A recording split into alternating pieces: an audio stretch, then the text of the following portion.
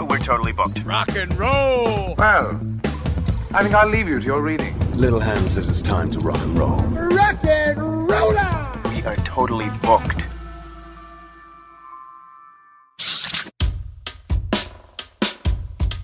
Welcome back to Booked on Rock, the podcast for those about to read and rock.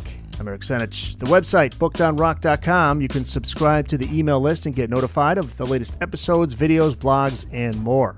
Our guest this episode is veteran rock journalist and author Gary Graff. He's here to talk about his brand new book, Alice Cooper at 75.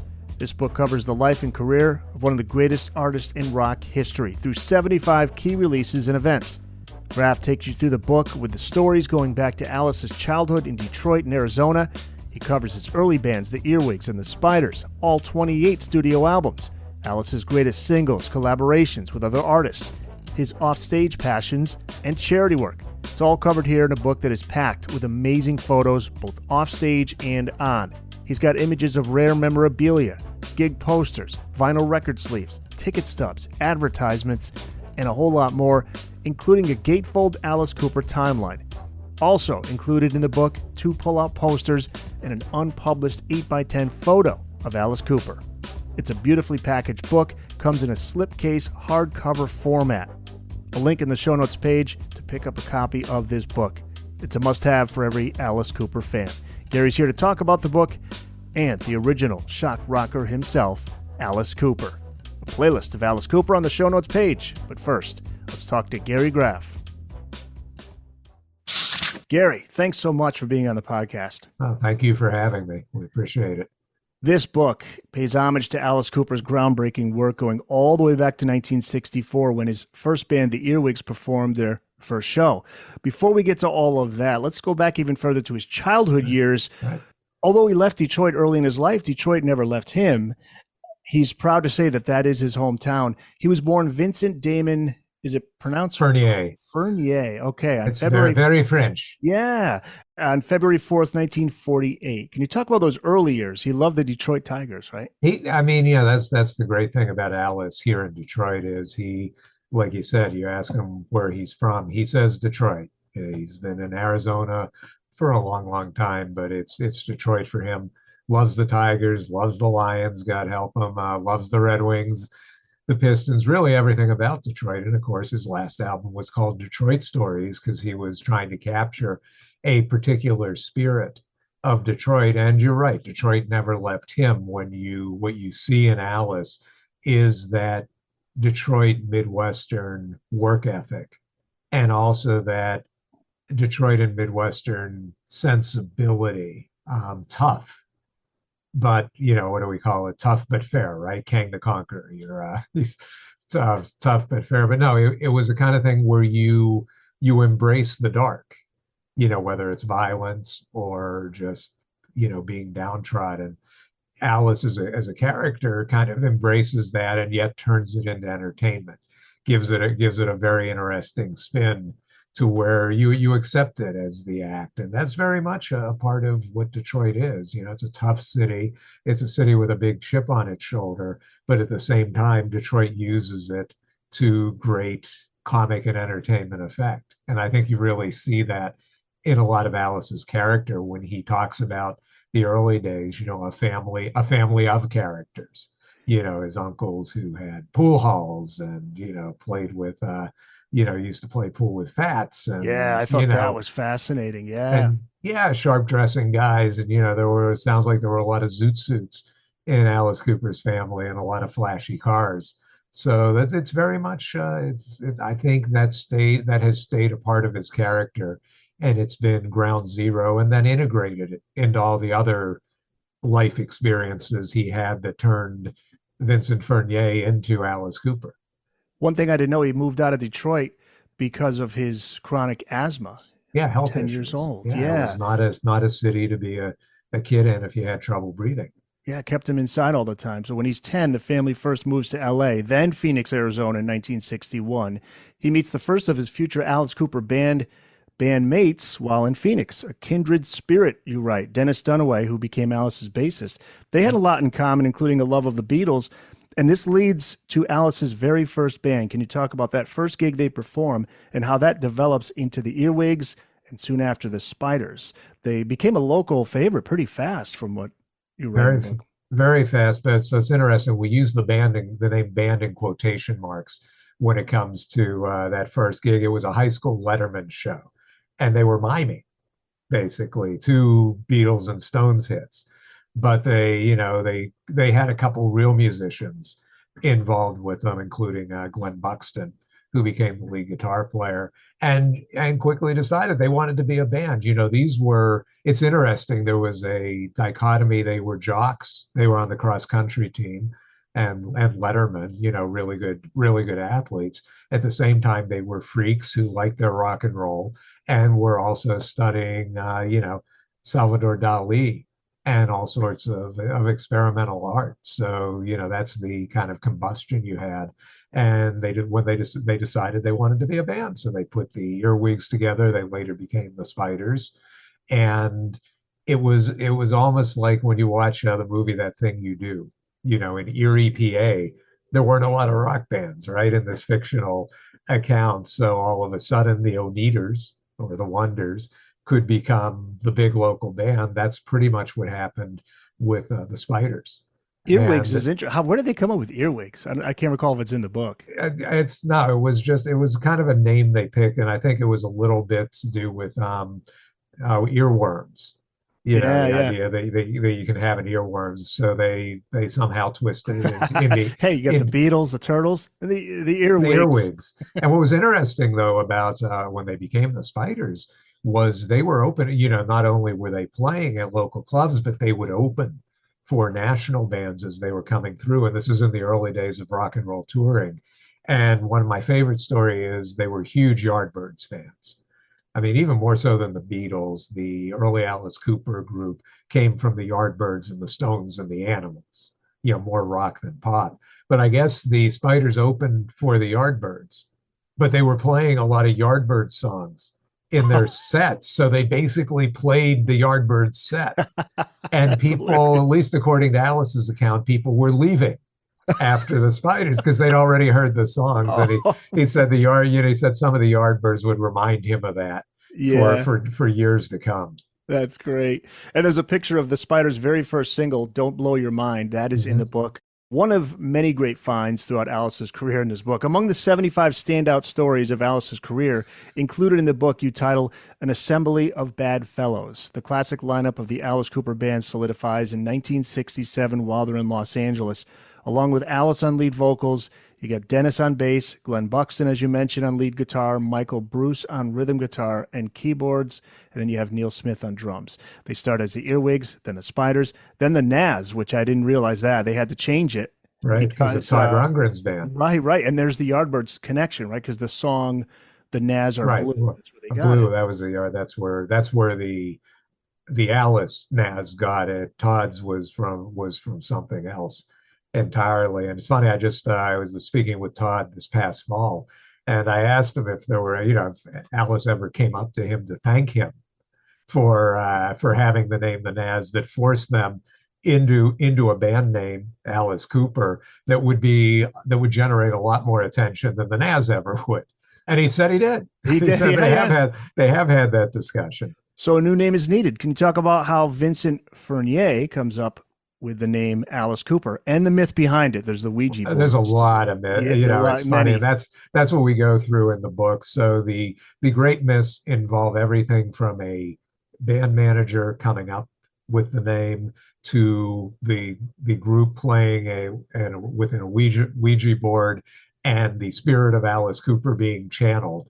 And that's something the Ouija board. Yeah. They talked and said that was a story. They spread that story for a little while, but it just came, really from Alice's imagination. And this, they were just batting around different ideas. And the way he tells it is, Alice Cooper kind of popped out, and he thought it was a little bit of Betty Davis in there. And now I'm blanking on the movie name. That's the Betty Davis and Joan Crawford movie. Right. Yeah. Everybody buy the book and figure you'll get this. Exactly. We'll keep that as the teaser, but it had that. He felt like it had that feel. Yeah. Virginia Woolf. And it had that kind of feel. It was an interesting name. And they pretty quickly saw that it would generate attention. Like, okay, who's an Alice Cooper? What's an Alice Cooper? There aren't any, okay, their hair's long, but there aren't any women in this band. What's going on? And they figured out that that would be an attention getter. And it was a band name first. He was Vincent, the singer of Alice Cooper, of the band Alice Cooper. Only he gradually of course, it's just like everybody calls Ian Anderson Jethro. Oh yeah. And they were calling David Bryson Uriah way back then, and Uriah Heep. So that's just what happens. And in this case, it happened that Alice the man became Alice the man. Who influenced Alice? Was he aware of Arthur Brown at that time? I don't think so. No. They became aware of it later. Arthur, I guess we could call, was the first shock rocker. Right. But although, Screamin' Jay Hawkins might fit into that mold too, but nobody did it like these guys. But yeah, Alice was a visionary. Right. And they were really, and what they were doing in Los Angeles, in the early days as the Spiders, then the Nazz, and then Alice Cooper. I mean, that predated David Bowie even. And this was really the first theatrical. I'm sure there's some band in Tulsa who can say, oh, listen, in 1966, we were doing this or that or the other thing, whatever. Alice was the guy. Yeah. Right. Yeah. No, Alice was the band. That's the thing, I find myself frequently talking about, is that band is what created what we now know as Alice Cooper. Okay, so they're collaboratively. They very much. I mean, like I say, Alice and Dennis Dunaway were surrealist fans, loved all those people. They were really the driving forces, but definitely Neil, Michael, and Glenn were part of it. And when they threw around ideas like, let's dress like this, or let's use this stage prop, or let's cut Vince's head off. These were collective decisions and the result of a back and forth between the five of them. The Booked on Rock podcast will return after this. Now, how does Frank Zappa become part of the Alice Cooper story? When and where does he discover him, and what's his first impression of the band? So Frank Zappa, as you know, starting his own record label, and he had, the Alice Cooper band, and whatever name they were under at that point, became friendly with the members of the GTOs. This was the Band-Aid band that were all friends of Zappa and recording for his label, and a couple of them said, who were particularly close with the Alice Cooper band. In fact, they helped them make their clothes and helped them with their look. They said, they were telling Frank Zappa, you got to see these guys. You got to get them on your label. And what Frank liked best about Alice Cooper was he didn't get them, and everybody walked out of their shows. So Frank Zappa, being Frank Zappa, was like, this has got to be great. This has got to be perfect for my label. So another story, great story about this is Zappa tells him, okay, come over my house, whatever day at 7 in the morning. There's this loud noise in Frank Zappa's house, and it's the Alice Cooper band warming up, and he goes down in his bathroom and says, what are you doing? Well, you said 7 p.m. Yeah, and Frank's an important figure in Alice Cooper history. He got him started. Put out those first two albums. Doesn't sound like he taught them a great deal. In fact, he kind of foisted them off on other people to produce. But he got them into the business, and he wound up selling his label to Warner Brothers Records, which is what gave Warner Brothers Records Alice Cooper, even though at the time they didn't think they were getting much of a treasure. Those first two albums did not do well, and if you listen to them, for good reason. Now, Shep Gordon becomes the band's manager, and he is Alice's manager to this day, correct? On a handshake deal. Handshake deal. They shook hands in 1970 at whatever dive hotel the band was staying. Shep's background, that story is so great. Oh, he's great. What is he went, Shep's background? Went to college, and he had all sorts of professional. I don't know that he had aspirations. He tells them that his good Jewish parents were were the ones who had these aspirations, but winds up getting his degree, goes to LA to basically be a corrections officer, parole thing. And I think he lasted a day on that job. Just didn't last, and finds himself at this hotel in Los Angeles, and that happened to be ground zero for like Jimi Hendrix and the Doors and the Chambers Brothers, and to make money, Shep was selling pot. And there's no better way to ingratiate yourself to rock stars than getting them weed or whatever else. And it was one of the Chambers Brothers had befriended Alice Cooper. And I forget if it was the Chambers Brothers or Jimi Hendrix. Once again, it's in the book. Buy it. I think it's Chambers Brothers. Yeah, they were the ones who said to Shep, you're a Jewish guy. You ought to be a manager.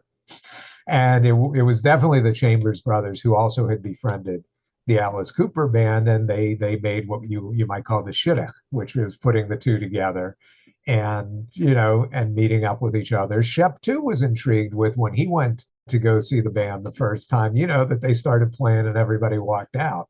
And he felt like if there's this visceral and strong of a reaction, there's something here. And they basically learned to be band and manager together. The Alice Cooper knew a little bit about being a band, but they still learned a lot together.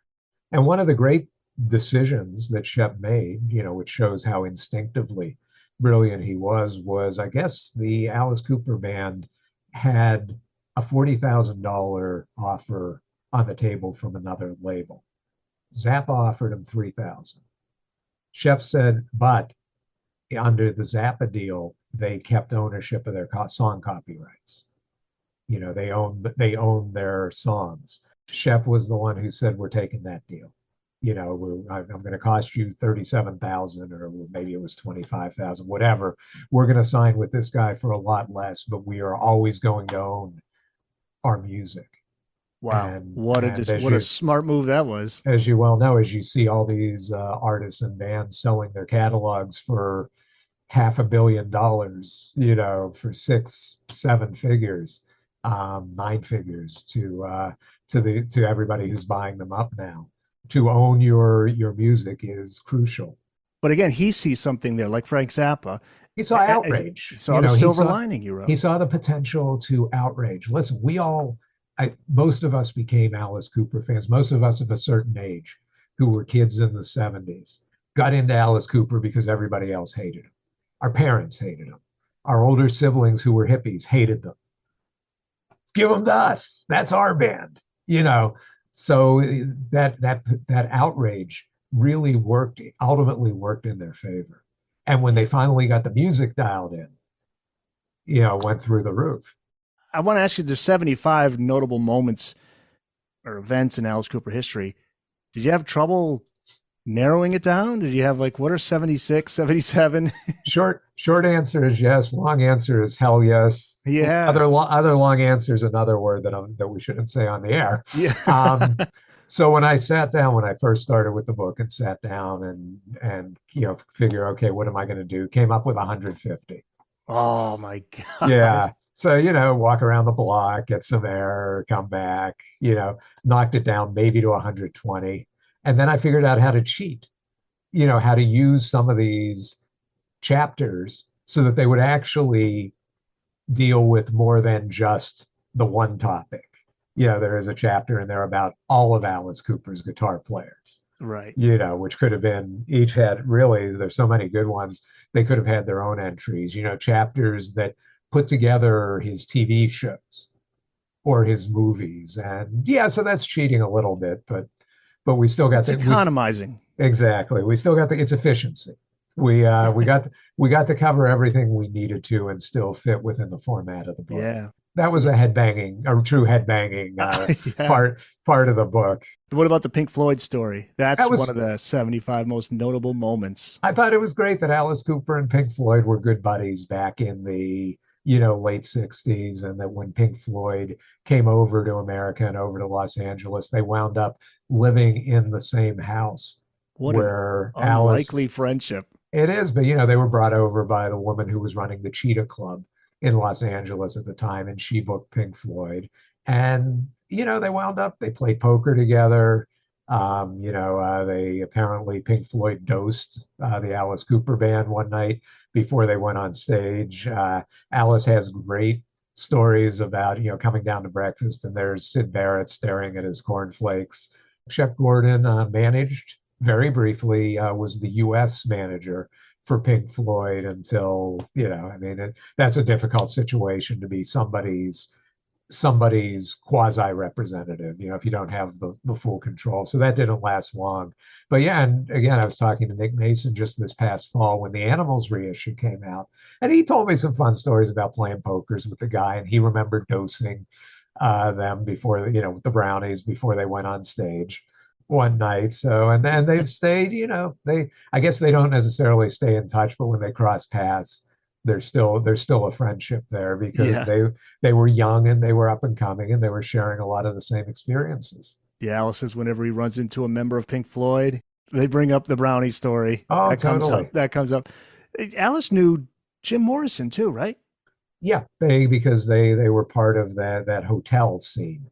Jim Morrison lived at the hotel. I got the sense they hung out and, at least, Morrison especially did some drugs in their company. I never got the sense they were super close friends. I mean, yeah, they hung out and they saw each other, certainly in the Doors, all the guys in the Alice Cooper band will tell you the Doors were one of their early supporters, and the Doors got what they were trying to do as Alice Cooper. There was a certain theatricality to what Jim Morrison was doing. So they got it and they appreciated it and they encouraged it. So that was another thing where, you're all in the same place at the same time. And eventually you're all going to go your own ways, Jim Morrison to way a ways. But there were a lot of connections there. Hendrix, they hung out with Hendrix. I mean, Shep was selling drugs to all these guys. Well, Lemmy from Motorhead, right? Lemmy was Lemmy was, had left Hawkwind and was hanging out in that scene too. Really anybody who was in that Sunset Strip at the time, Laurel Canyon, LA, late 60s, early 70s rock scene, Arthur Lee and Love, were guys. And, they had certainly met the Buffalo Springfield, Crosby, Stills and Nash, that whole crew, even the Jefferson Airplane, Grateful Dead coming down from the Bay Area. But I think Alice Cooper was too weird for a lot of those people. Yeah. Did Alice have any stories about Charles Manson? Did he ever cross paths with him? No. It seems like, I don't want to say, it seems like it would fit, but yeah, I think there was awareness of Manson if you were in that rock scene, but they didn't all. Manson gravitated more towards the Dennis Wilson and the other folks who he was trying to get them to make him a rock star.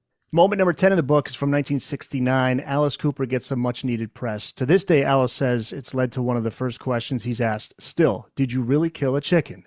What happened on this? Well, he killed it accidentally. So I don't know if he manslaughtered a chicken, I guess is how you put it. But they were playing at the Toronto Rock and Roll Revival Festival in '69, noted for when 1970, when John Lennon and brought an ad hoc band there, Eric Clapton, Alan White from Yes, Klaus Vorman, and Yoko, got the gig the day before, rehearsed on the plane. I'm sorry, it was 1969.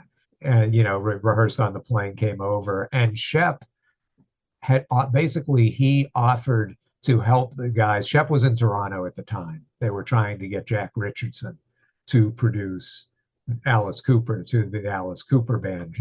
Jack Richardson had produced the Guess Who. Shep and Alice and the band really liked the way those records sounded.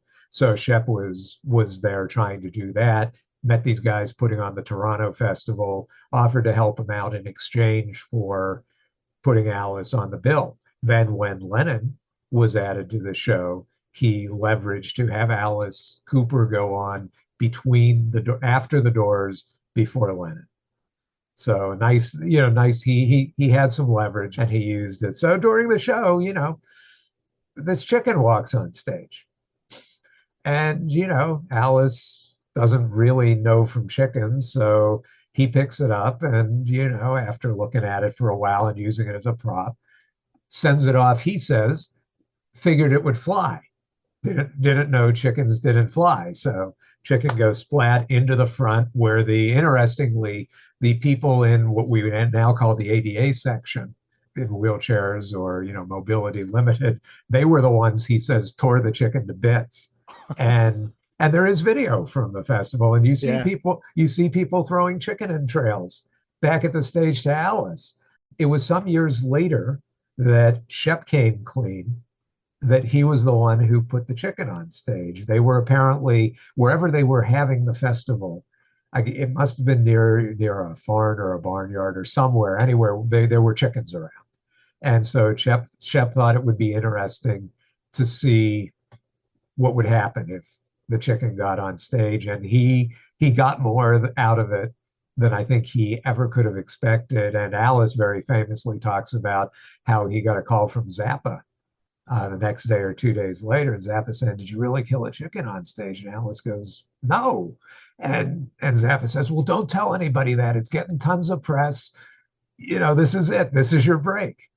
And that it really is where, listen, let's remember 1969, rock and roll was not what rock and roll became in the society. It was not accepted. It was outlaw stuff. And mainstream media was only too willing to glom onto a story about about a rock star murdering an animal. Free publicity, yeah. Totally. And that became a hallmark of Alice Cooper's 70s career, and especially, Shep Gordon. There's a ton of stunts that he pulled that managed to get Alice Cooper greater publicity than you could have bought. Gary Graff is here to talk about his brand new book, Alice Cooper at 75, which is due out January 31st, coming out next week. So the book highlights Alice Cooper's 75 career accomplishments, events, and partnerships. The first two Alice Cooper albums, let's get to those. 1969's Pretty's for You and 1970's Easy Action. Neither did much. The debut sneaks into the Billboard 200 at 193, and it's gone quickly. You write that the debut is a fascinating failure, and the follow-up, Easy Action, is an odd degree of separation between Alice Cooper and Neil Young. Is there anything worth listening to on those two albums? I always will steer people to Reflected on the first album because that became Elected. You hear it. It's slower, it's trippier, but it's not the same song. They're very interesting in that, okay, yeah, this was the psychedelic rock scene. And certainly if you are instrumentally inclined, listening to what the individual players are doing, particularly Dennis Dunaway, a guy who taught himself to play bass, didn't really know that much about what a bass guitar was when he picked it up. He was just the assigned bass player in the band and created, a style that I would argue is influential as a Jack Bruce in rock and roll. He just very, very melodic, random almost in spots, but melodic, and somehow not only fit all the songs, but was a big part in driving all the songs. So to hear that on these two albums, and just to hear these guys kind of basically throwing anything they could at the wall and seeing what might stick, and very little of it really did. Enter producer Bob Ezrin. How does the band enter Ezrin's world, and what was his first impression of the band? Well, this was like we were talking about was, Shep had been trying to woo Jack Richardson, who wasn't interested. And he basically sent Bob Ezrin to tell Shep no. Bob had just started as kind of a junior partner in Nimbus 9, which was Jack Richardson's studio and production company, and was basically asked to get rid of this guy. But Bob liked them as people. And they managed to convince him to come down to see them in New York at Max's Kansas City, a very hip venue. So Bob does go down, and somehow Bob Ezrin's ears heard within the mess that was Alice Cooper that there was something there. It just needed to be shaped and edited and, really, really produced, which is what he wanted to do. So he goes back to Toronto. Interestingly, in that first time he saw the Alice Cooper band, they were playing the embryonic version of I'm 18. Nothing like what it became, but Bob Ezrin's ears heard what that song could become. So he goes back to Toronto and more or less says to Jack Richardson, yeah, that band you told me to get rid of, I'm producing them. I signed them, we're producing them, and I think we can make hits with them. He produces 71's Love It to Death. He then produces Killer, also from 71. 1972's School's Out. 1973's $1 Billion Babies, which became the band's first number one. School's Out went all the way to number 2 before that. And the classic songs that are released during this period: I'm 18, Under My Wheels, School's Out, Elected, No More Mr. Nice Guy, $1 Billion Babies. The career breaker is I'm 18. The version that he saw them play in concert, was it the 18-minute jam that you write about in the book? Right. So they were. It was like a jam band type of deal. It was, and it careened all over the place, but somewhere in that song was dun dun da da da da da, dun, dun, and Jack heard that and was like, "That's the song. We're going to build the song from that." So he came to Detroit. The band had moved to Detroit. They decided that they weren't going to make it in LA. They were correct about that. So they said, we're going to go anywhere that gives us a standing ovation first, as we're playing across the country. And that was a music festival in Saugatuck, Michigan. Alice, being from Detroit, was natural. Let's go to Detroit. Let's rent this farm, in Pontiac, Michigan, right next door to a mental asylum where they had their which was their test market. Their test audience, their focus group were the residents of this asylum. They could hear who would listen to them because there was a barn on the farm property, and they could hear and they kept the doors and windows wide open. So Ezrin's coming back and forth to Detroit to Song Doctor to sit down with the band and snip away, edit, shape. Find where the riff was, find the good ideas within what the band was doing. And, to their credit, the musicians, especially Alice, Mike Bruce, Dennis, they got with the program pretty quick. They bristled a little bit, especially some of the instrumentalists, they bristled about this kind of external control over them. But listen, once you have a hit single, you decide I can live with that. It's a great song. One of the things that often gets eclipsed in the Alice Cooper mystique, which of the stage show and of all the macabre things that he does, is that the band and Alice Cooper, the man, have right up to present day made great music, wrote good and great songs, made great sounding records. And that's why they're still around. And that's why he's still around. It's not just because he hacks up baby dolls and gets his head chopped off. It's because he has great songs to go with it. The Booked on Rock podcast will return after this. School's Out. Oh, yeah. There's another one that taps into the youth culture, like I'm 18.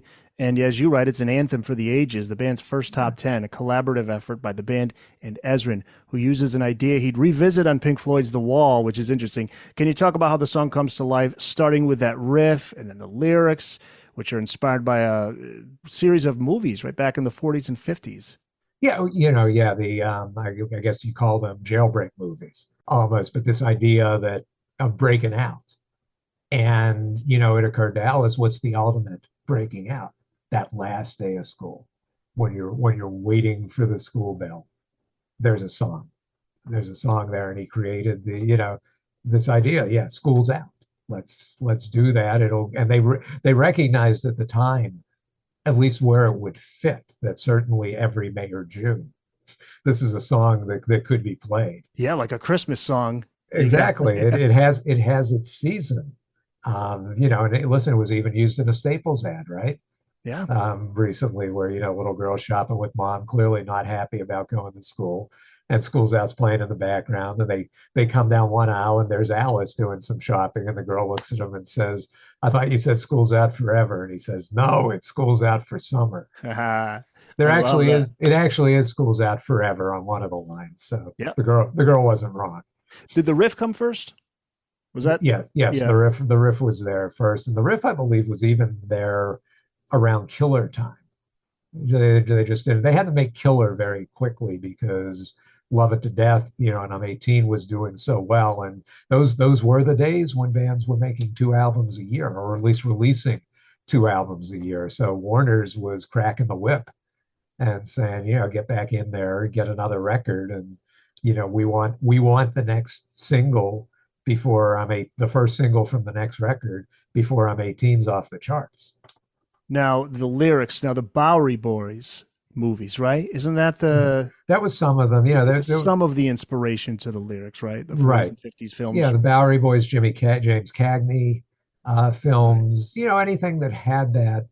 First of all, there are a lot of influences at work from Alice Cooper, from the Buzzley Berkeley world and the MGM musicals, and he in particular did write from this cinematic perspective, wanting to make almost mini musicals within the songs. There are a lot of songs that don't get played within the canon that are real showmanship songs. They could be in a film musical. So a lot of that. So I think what you hear in Schools Out really is an amalgam of all these influences on Alice, lyrically, all these influences on Alice and creating a scenario, creating a story, but based in this idea of the jailbreak, or let's break out of somewhere. The Pink Floyd connection is when you get the children singing "No More Papers, no more pencils, no more books, pencils, no more." Yeah, right. No more teach. Yeah, and then you get that in Pink Floyd's "The Wall," which would be it was another brick in the wall. Another brick in the wall, part 2.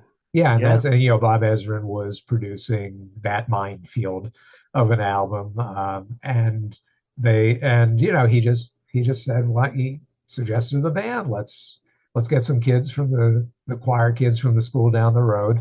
Let's do like we did in Schools Out here. It's basically a song about hating school and kids being mistreated in school. Let's have kids sing some of the choruses on it. And, it worked like a charm. $1 Billion Babies released 50 years ago next month, right? It was February. Yeah, February of 73. Elected, No More Mr. Nice Guy, and the title track, the highest charting album. Where does the title come from, $1 Billion Babies? That's what they felt they were. They kind of, that kid just came from group give and take and discussion and media references, and somewhere along the line, just, much like the Alice Cooper name popped out. Yeah, we're, and, a tour manager, calling them babies. And yeah, we're babies. We're $1 billion babies.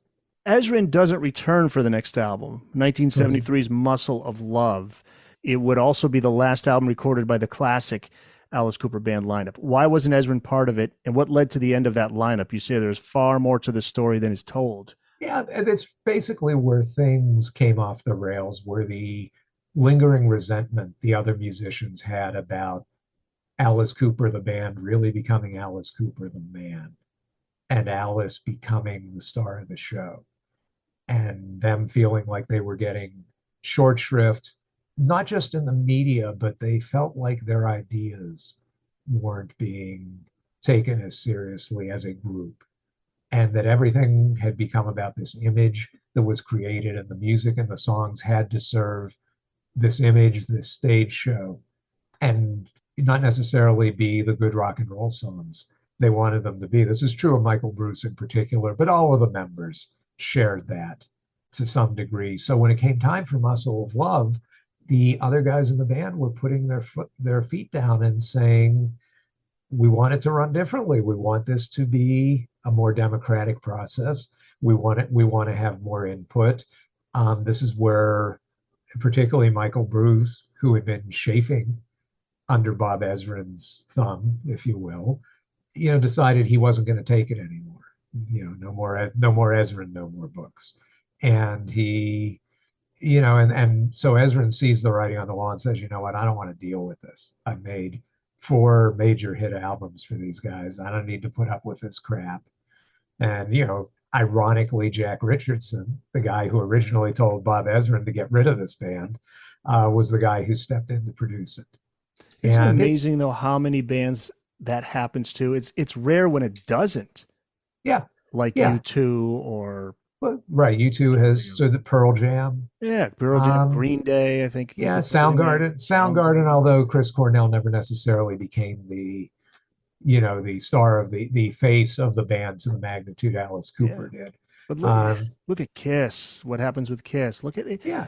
It's just, and for Alice, you can't really blame him. It's just he's caught up in that whole whirlwind of of And fame. and he's young and he doesn't, he's feeling the pressure. He's trying to navigate his life as a superstar.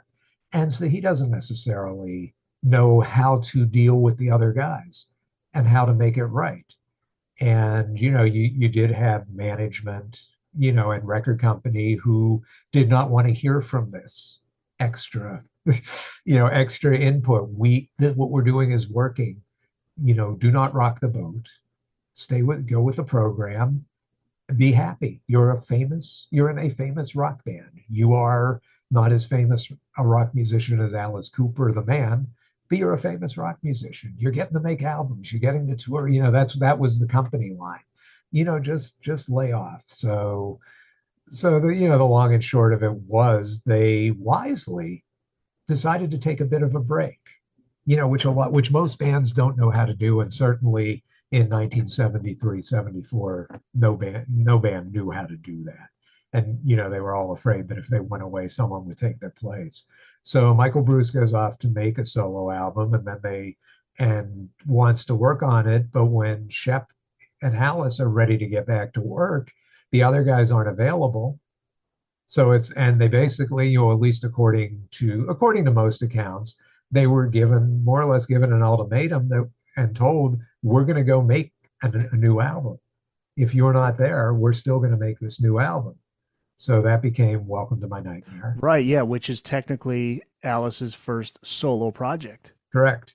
And very different in a lot of ways, in that it was for a different record company, because the deal with Warner Brothers allowed Alice to make basically a soundtrack album for another label.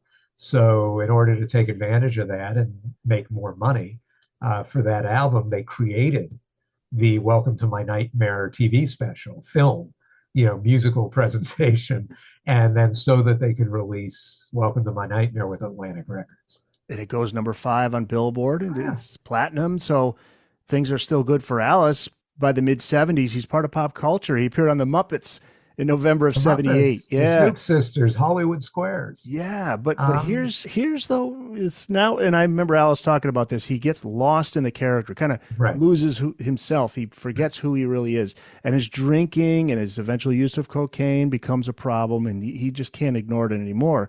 How bad did things get with the drinking and cocaine, and what led to him finally deciding to get help? Because he says he doesn't even remember recording some records. Right. And you have a photo in the book from 1982 that is just, it's hard to look at. The Kabuki photo. Well, that's when he appeared on the Tom Snyder show. Right. And people were, everybody, that was a huge alarm bell. And he nearly died. It was that simple. He nearly died. He went through 2 rehabs.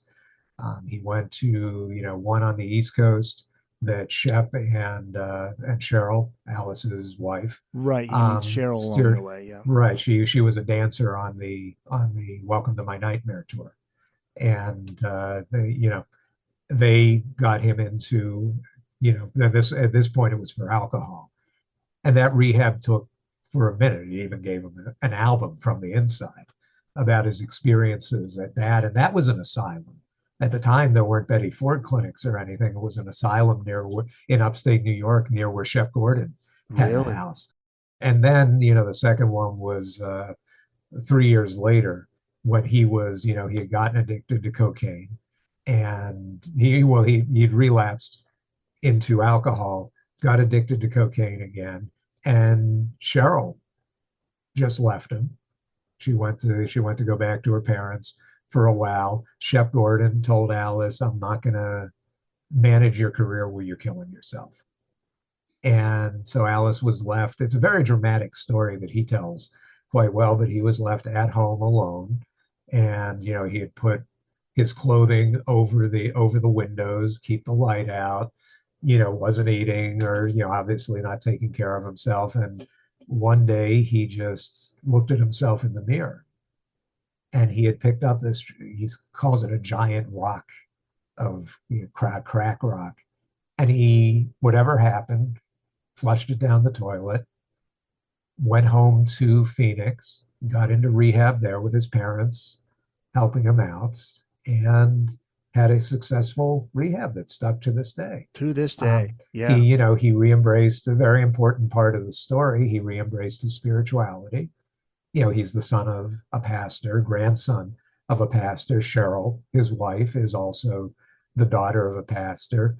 He re-embraced his spirituality and Christianity. That helped him realize that there was Alice Cooper, the character, and Alice Cooper, the man, and finally draw some separation. Right. And be able to say, okay, Alice Cooper doesn't exist outside of the stage. When I walk on that stage, Alice Cooper exists. When I walk off it, Alice ceases to exist, and I become Alice, but not that Alice. Yeah, he knew how to turn that switch off. You did mention in the book, you got into the drinking at one point. It was something where he woke up, drank, and then you had the whole thing that we could find it, but I don't know, maybe he drank. His breakfast, like Keith Richards calls his bacon and eggs is Rebel Yell and Jack Daniels. Alice's breakfast was Budweiser. Yeah. And then later in the day, it would be Seagram's VO. And didn't he have something he had him under his bed? So he had him by the bed. So when he woke up, he could, apparently was okay with warm beer, which tells you how far gone he was. And they also kept a bucket there for when he had to throw up. And this was back when he was very functional. This was on like the $1 Billion Babies tour. Yeah, it's a great story, the comeback. And like you say, to this day, I mean, he never went back. And the book has so many interesting chapters that get into Alice's career and life on stage and off, like his meeting with Elvis Presley. Number 22 in the book. Elvis's first comment quote, "You're the cat with a snake," right? Right. Yep. You can just hear him saying that. And then Elvis, pulling a gun and then saying to Elvis, "Try to take it from me." Yeah. And Alice is like, "No, your people are going to shoot me." Yeah. Or you might shoot me. And, Alice is very quickly on the floor because, Elvis was a kung fu guy. Yeah. And Elvis wanted to meet him. Elvis is the one who said, Elvis was very aware of everything else that was going on in pop music. As cloistered as he was, he knew who Alice Cooper was. He knew who Led Zeppelin was. He knew who was on the charts and who was doing business. And he did seek out these people. So Alice was one of the guys he wanted to meet. They met in Vegas. It's a fun story. You got another one, chapter 21 or number 21 event or moment in the book. Leave It to Eddie. So that refers to Eddie Haskell from Leave It to Beaver. He was the villain in Leave It to Beaver, who was played by Ken Osmond, who I guess rumor went around like how, a lot of people thought the kid who was on Boy Meets World became Marilyn Manson. Right. So this was a case where people thought Ken Osmond was Alice Cooper. He grew up to become Alice Cooper, and it followed him all the way through his, into the 70s when he was, of all things, a police officer. He had left acting to become a police officer, and he was hearing about how he was Alice Cooper. And hilarious. Yeah, just too funny. And, Alice being the pop culture nerd that he is and the TV aficionado he was, what's more poetic than having somebody think that the villain on Leave It to Beaver. His goal on stage was to, as he said, put the stake in the heart of the love generation. So he has all these different things that he brings out, like the snake. His first notable on-stage execution was via the electric chair on the Love It to Death tour in 71, and then the gallows. Alice is hung, the guillotine, but his most notorious stage prop is the snake. It was. When did this idea begin? And can you tell the story of the one snake Alice had? He had to use it in Brazil, and this thing tried to kill him. Right. So Alice, was... I guess it was a woman who was hanging around the band who had her own little pet snake, a little snake. And, Alice saw the reaction people were having. She took it around like a purse dog, only it was a snake. And Alice saw the reaction. Even he was a little bit afraid at first when you first see the snake. But that clicked a light bulb in his head where it was like, okay, there's a reaction there. What can we do with it? Now, Shep Gordon also tells a story about he was in the Middle East and he saw a snake charmer and he was watching the reaction of the crowd to the snake as the snake charmer was doing his thing. So I don't know if one of them's telling a story and one of them's telling the truth, or if they both had these experiences and saw it at the same time. But Alice became well versed in snakeology and how to take care of snakes, especially how to keep them calm, and so that they would be a compliant part of the act. And he had big snakes. I mean, these things, you see them draped over their shoulders. Pictures are in your book. Oh my God. I mean, these are huge. They're monsters. And so he would use it, on stage, and and he even did it well into, I think, the 90s might have been when he stopped using it. Britney Spears used it as inspiration. Yeah. And then the one you're referring to, that so they go to play a festival in Brazil, and you can't bring your own snake into Brazil, I guess. So they told him, don't worry, we'll find one. And Alice is like, well, wait a minute, we tame our snakes here. That sounds really dirty. But he said, we because most rock stars, as we know, do not tame their snakes. Yes, exactly. But saying, listen, the snake is part of the cast. It knows what it's doing. But I guess they promised that they would find him a snake, a compliant snake, and instead they just grabbed one out of the jungle that was ready to kill him, and it was a boa that panicked on stage and started to do the boa thing. Yeah. Oh, I love you so much. I'm going to literally love you to death. Yes. The boas kill you, but with the squeeze. He literally put the squeeze on Elvis, and the crew guys had to come out and extricate him. And, the crowd, of course, thinks this is a great part of the act. Yay, that's great. Yeah, how realistic. Yeah. Well, it was freaking realistic. Unreal. So I want to wind down with his comeback in the 80s, and that culminates with the single Poison in the summer of 1989, which I still remember that video on MTV. And I hadn't seen of or heard of Alice in so long. I remember that. I was like, wow, where has he been? But he was around. He was just working his way back up to the top. And there he is. Trash, the album, number 20, goes platinum. The Power of Poison, you call it. Standout moment number 51 in the book. Alice turned to a much sought-after hitmaker for this song. Talk about this song and how it's created. Yeah, so this was a song co-written by Alice with Desmond Child. And this was, Desmond had already, had hits with Aerosmith and Bon Jovi. He was one of these Kiss, and he was one of these hired guns that was, brought in to help turn either write a hit song or turn a song the band was working on into a hit. Alice had already had a couple comeback albums out that were very, very hard rock, almost thrash by design. They wanted to bring the ferocious Alice Cooper back. They wanted to bring the Monster Man back and send the message to the world that Alice hasn't lost anything. He's still killing, he's still causing mayhem, and they chose music that went along with that. Very heavy, hard, slashy, thrashy type of music, but mission accomplished with that. It's like, okay, now let's sell some records again. And Desmond Child was one of the go-tos that they went to. Alice was all for it. Alice had a history of co-writing with Michael Bruce, with the guys in the original band, with Dick Wagner on some there's of a name we haven't mentioned. Dick Wagner. Yeah, Dick Wagner, key figure in Alice Cooper's career. May he rest in peace. Yeah. But so Alice was a co-writer. Alice was a collaborator for all of becoming the star of the show. Alice was a team player and played nice with others. And in Desmond Child, Desmond Child, much like Bob Ezrin, knew a hook, knew how to sculpt a song, knew how to construct and arrange a hit. Two of them sat down, came up with Poison, at the piano, in I believe it was in a hotel room. And, a very productive session. And hey, here's a song. Here's a hit.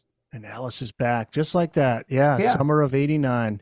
And then Hey Stupid, released in 1991. That's another commercial success. Goes gold, number 47 on Billboard. Feed My Frankenstein is on that album. Oh, yeah. Yeah. And then one more in the 90s. 1994 is The Last Temptation.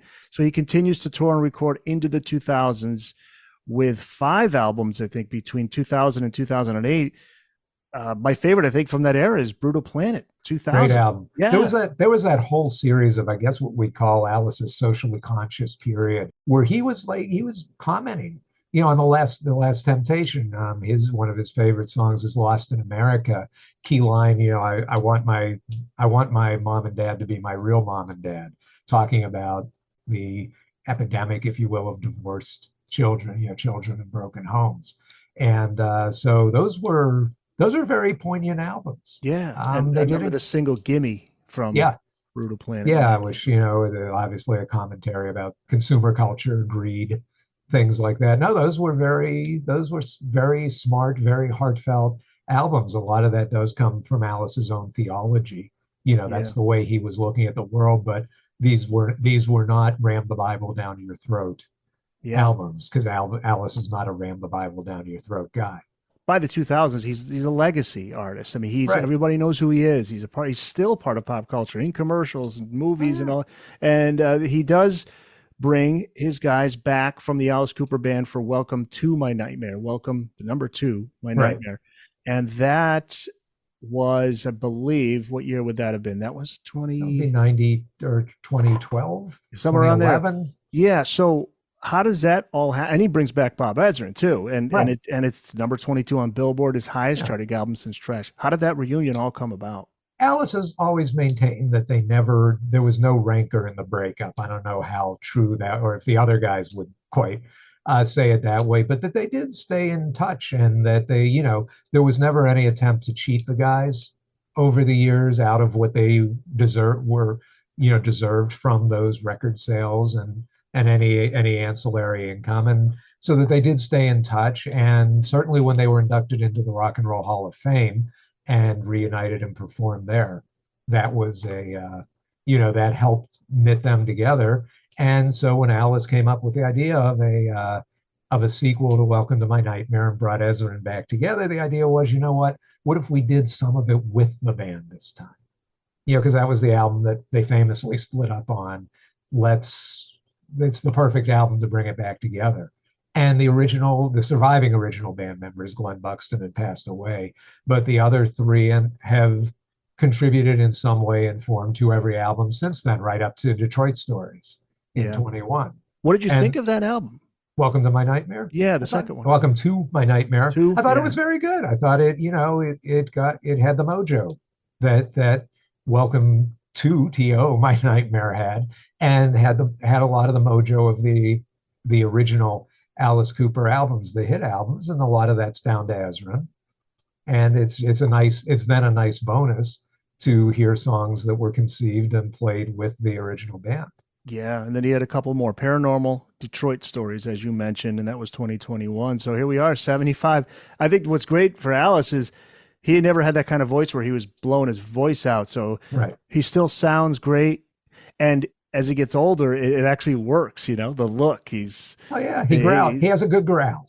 His story is great. The comeback story, like say, he was near death, and he pulled himself out of it. He was near death. His career was near death. And look at him now. He is, like you just described, a heritage artist. He can play forever. Yeah. And he can continue to release albums. He's never going to have another $1 Billion Babies or School's Out or Love It to Death, but he still makes really good albums that people will listen to. Yeah, and he's got a fan base too. Solid fan base. Yep. So Alice Cooper at 75, it's out now through Motor Books, or it's going to be out on the 31st. So that is going to be. It's technically still out. It's technically out. Bookstores. Bookstores get the books well before the pub date, and if they choose to put it out, it's out there. So you could even go to your favorite bookstore and say, "Is this in the back yet?" Yeah, and they'll probably pull it out. Yeah, cool. It's cool. Now, what about any websites you want to let people know about or social media? I don't know if you saw, I did friend you, and I followed you. I will look. Being from the age where when I started journalism, we were working with hammer and chisel.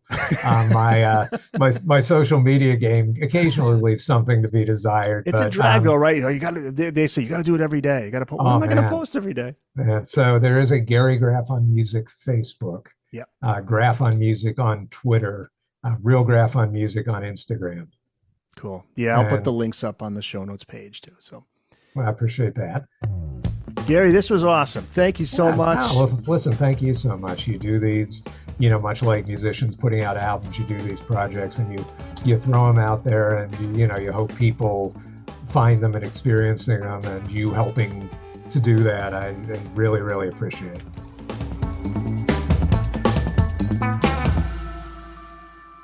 That's it. It's in the books.